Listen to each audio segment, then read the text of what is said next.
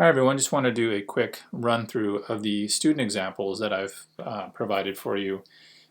These have been available to you since the beginning of Project 1, and I assume that most of you have, hopefully all of you, have checked them out because they do provide some good examples of just past student work, and really also illustrate the kind of the spirit of the assignment, which is using type to expressively convey meaning, okay, which in this case is the meaning of your title that you created for this album that you've put together for the artist you've selected.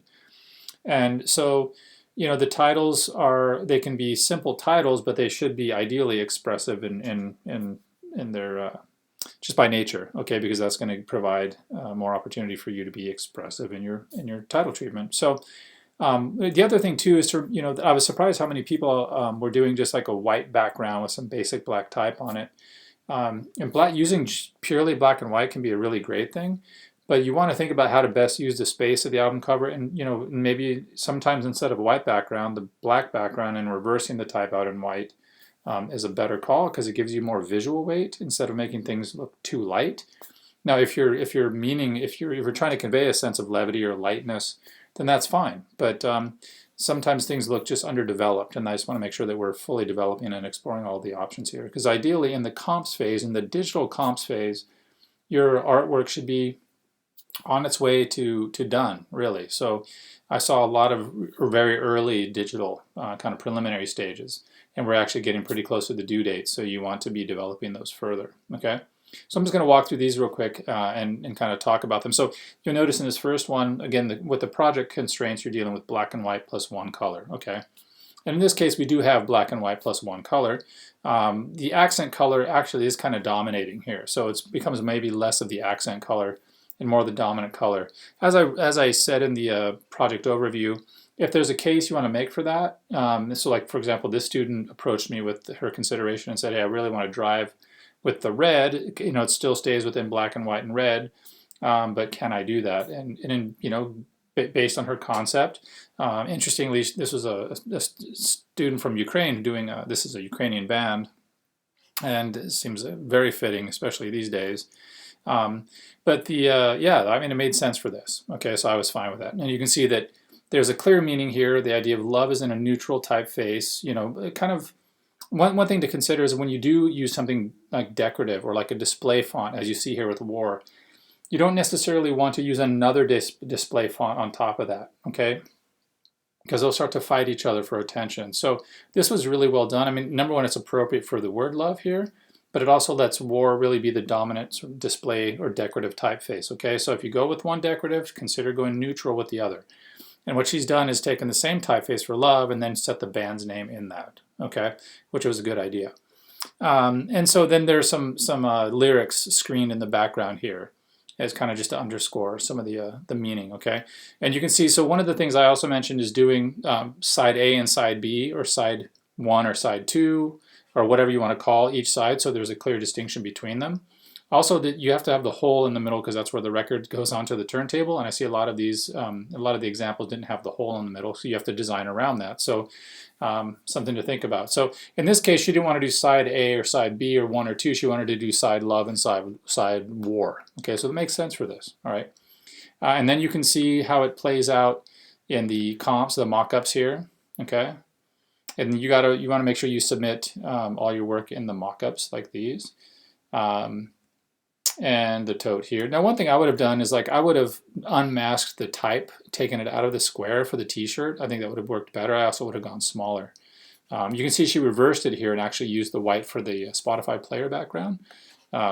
So, check it out. You see a typo here. That's not good, okay?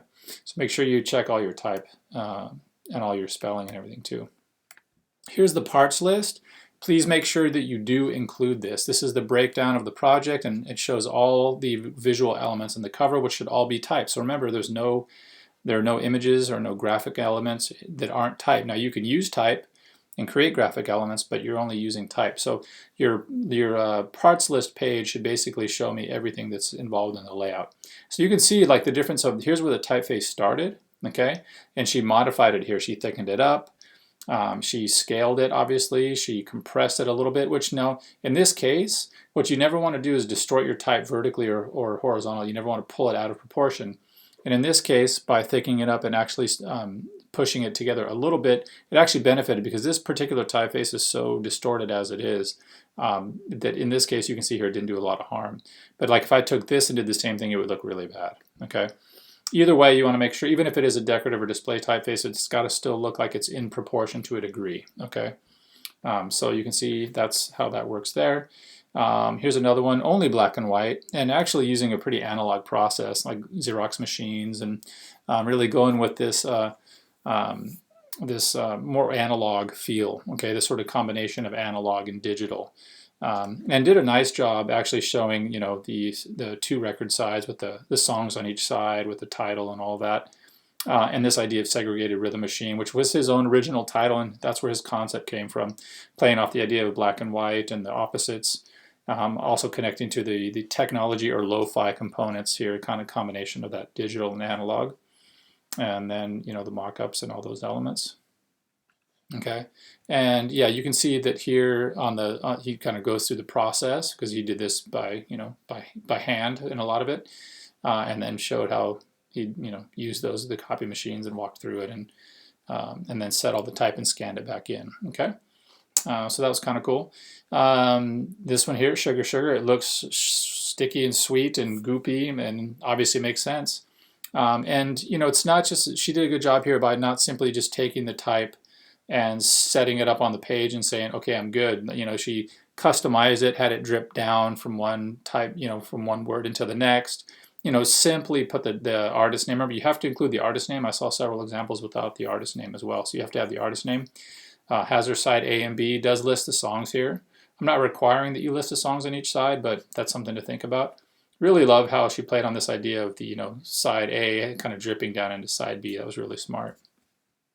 Okay, the mock-up there, shirt and everything. Here's one. So like for me on this shirt, I would have probably taken it out of the black square, just have the type on the shirt and then the artist name. Maybe if you had to set it in another color to make it stand out on the shirt, but I think the white would have been fine, but I would take it out of the square personally. Okay, tote and all that. And then the parts list showing me how everything was created. Okay, more subtle version here. Playing on the idea of femme fatale, like like sort of this for femme, the first word, kind of this surface level appearance, and then this fatale, something behind the scenes or in the background, and a really subtle interplay. And the student got to this solution through a lot of exploration. So even though the final result can be looks somewhat simple, it's actually pretty sophisticated. You can see the way she had the type interweave. And it took her a lot of iterations to get to this final version, even though it's looking pretty simple. Missing the side A and B or side 1 and 2, so that would definitely have to be something that you include on this one. Okay. And the parts and all that stuff, really simple there because it's essentially, obviously all type. Okay, but a nice overview of everything, which is another thing you have to include. The last one here, loud and unfiltered. I mean, it looks unfiltered, it looks loud, it's black keys. You can see that the visual elements here were actually pieces of commas, okay, or quotes, whatever he used, and just reworked them. And then just, use the pen tool to chisel away at pieces of the type to make it look a little more distorted. And remember, one of the things I did talk about is if you do use a typeface or if you treat a typeface in a way that's supposed to look random and organic, you need to modify them. So in this case, let's say this was the font. If the font was like this, the two L's should not look the same. Okay, obviously he took a typeface and actually did this himself. But if you use a typeface that looks organic, you have to make sure that any repeated letters have been modified so they don't look exactly the same. And I mentioned that in the Organic Type Tweaks video. Okay, so the examples in mock-up. Okay, and that's that for that one. So that's essentially it. I mean, but the key thing is look at all of these, like black background, good visual weight. All of these most of them use a black background, except for the segregated rhythm machine one. And it just provides more visual weight, and all these still work within the project color constraints. They don't use any imagery. Anything that is included is type. Even here where you take a large segment of a capital, letter, or a large segment of an I or an L or a lowercase l, and you blow it way up and you divide your page with that. So this would be essentially a large L, for example. That's one way to consider it. Okay, so it seems like a technicality, and that's true, it kind of is, but I do want you just to use only type for how you create your, your final results. Okay. Well, in these kind of situations where these are kind of chance happenings, where that's, because of the way that he used the Xerox machine and kind of with this more analog approach, those kind of chance elements are also welcome. You don't want to overly rely on digital effects, so don't go crazy with warp tools and all kinds of filters and things. That's not really what we're going for. But if those things kind of happen by chance, or you want to modify and tweak some things, that's fine. But don't let that drive your whole idea. Okay. Yeah, so, and that's the last one here. You can see the difference. I mean, in this one, it could have worked on a white background because there's enough visual weight with scale. With the type is large enough and works, at that larger size in a way that makes it very graphic and very visually present. That said, it does look stronger in this treatment here. Okay, especially if you consider how that would look on a record store shelf. Okay, that's what you want to be thinking about: is where's this going to be located? How's my audience going to interact with it? Are they going to want to pick it up? Is it interesting and compelling enough for them to want to do so? All right, just a few thoughts there. Look forward to seeing your next phases. All right.